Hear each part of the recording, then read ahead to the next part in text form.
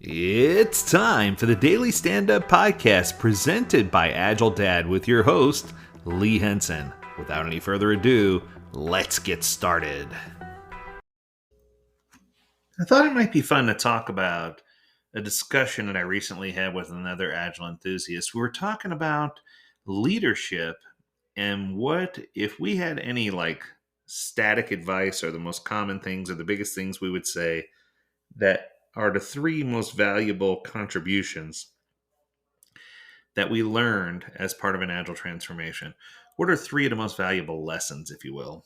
And we were pulling it all together and trying to brainstorm because there's a lot of opportunity here. There are a lot of things we can discuss. So let me give you the list of three that we came up with and go from there and see if we can build on those.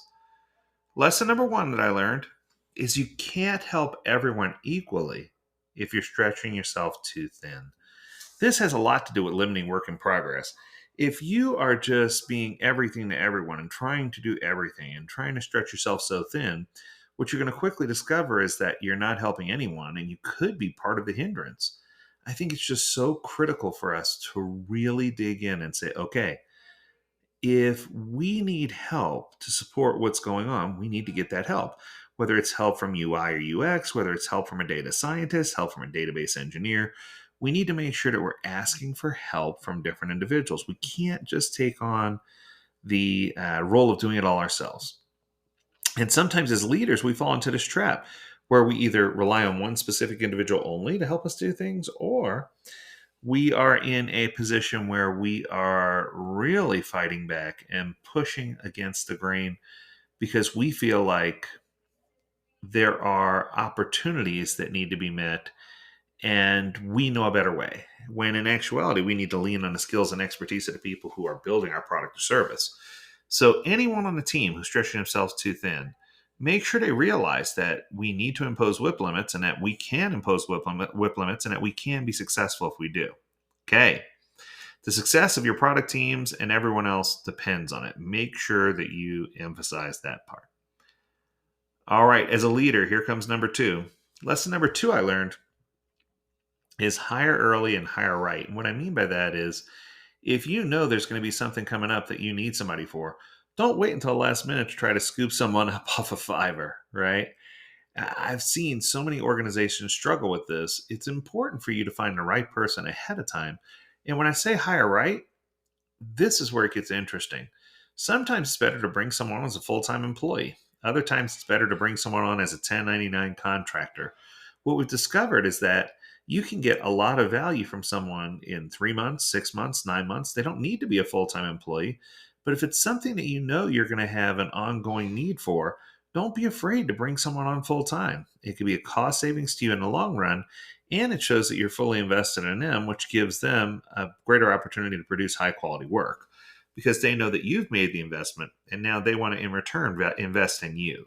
So I think that if you look ahead at least 6 to 9 months of inbound work and decide what type of people you need, what skill sets you need, and whether they need to be full time or if they could be someone who is a contractor, that's going to help you better benefit in the end.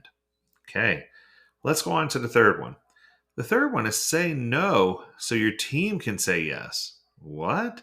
This one's kind of interesting. So, teams come to realize the value of people who do Agile very quickly. And sometimes they start to wind up in a support position, if you will, for multiple teams.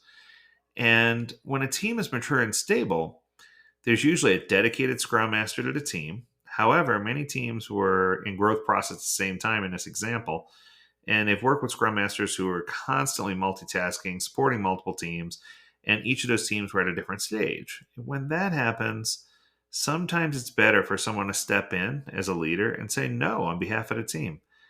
I think that when you do, it puts you in a position of servant leadership and it shows the team that you're willing to put boundaries in place so that you can support their initiatives and allow them to work in a dedicated manner so that they're not stretched too thin. And I know two of these tie back to limiting work in progress, but I think that some of the keys in order for us to be successful really do lie in understanding whip limits and applying whip limits in a way that it makes sense so that everyone can be on the same page and everyone can deliver high quality value.